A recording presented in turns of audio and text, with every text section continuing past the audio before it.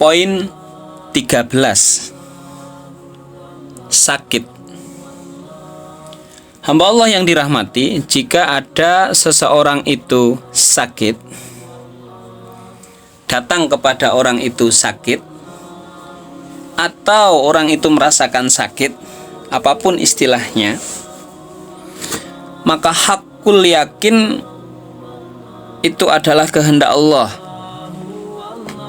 Hakul yakin itu adalah sesuatu yang disengaja terjadi oleh Allah Subhanahu wa ta'ala.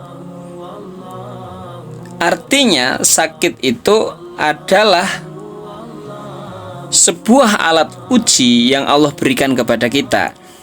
Ingat, sakit hanya alat uji. Kemudian sebenarnya ujiannya apa? Nah, ini yang akan kita bahas, hamba Allah yang dirahmati. Ketika seseorang itu merasakan sakit, maka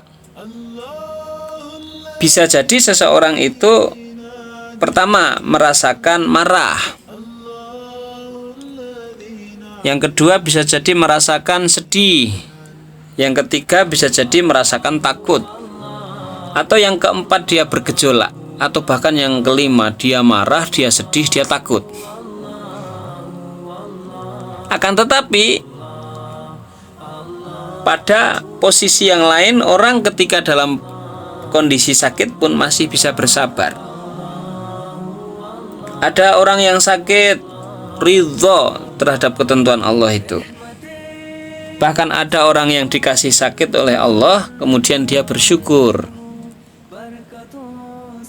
Ada orang yang sakit tetap tenang, santai, mutmainnah jiwanya. Hamba Allah yang dirahmati, kemudian seandainya sakit itu datang kepada kita, yang mana kondisi hati kita?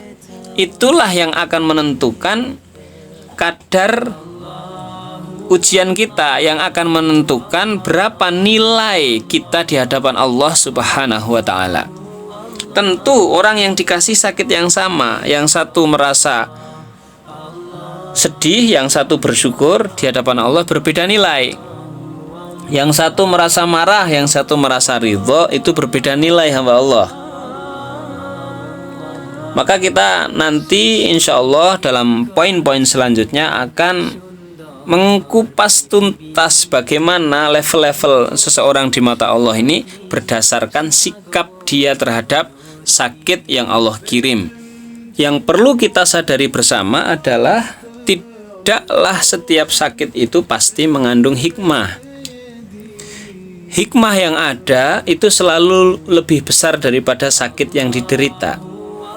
Contoh, misal seseorang sama Allah Subhanahu wa ta'ala dikasih sakit, kemudian opnam di rumah sakit.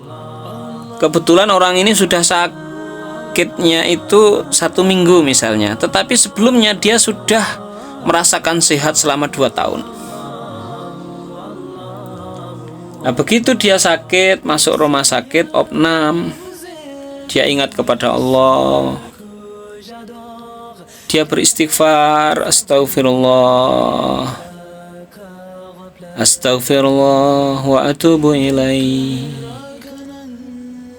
Terus beristighfar, muhasabah diri. Oh iya, dulu saya melakukan dosa ini, dulu saya melakukan dosa itu. Kemudian dia ingat mati. Oh iya, mungkin dengan sakit ini saya akan mati, maka saya harus mempersiapkan diri. Kemudian dia sedekah. Dengan sedekah itu tujuannya agar bisa menjadi amal soleh dia nanti di akhirat. Hamba Allah yang dirahmati, dengan sakit dia seminggu itu, yang tadinya jarang sekali istighfar, dia menjadi istighfar. Yang tadinya jarang ingat Allah, dia jadi ingat Allah. Yang tadinya tidak pernah sedekah, kemudian jadi sedekah. Karena bisa jadi bertahun-tahun sebelumnya dia tidak pernah melakukan itu. Maka titik sakit ini menjadi tolak balik seseorang untuk mendekatkan diri kepada Allah. Maka dalam posisi ini, hamba Allah yang dirahmati, tentu di hadapan Allah posisi sakit ini menjadi lebih baik daripada ketika orang itu sehat. Karena bisa jadi kalau dia itu meninggal dalam keadaan sehat, seperti beberapa waktu yang lalu dia dalam keadaan memikirkan dunia, bisa jadi dia dalam keadaan maksiat. Tapi kalau orang ini meninggal dalam keadaan sakit, fik dia meninggal dalam keadaan berzikir, bersedekah, atau dalam keadaan ingat kepada Allah. Jadi sakit adalah hikmah.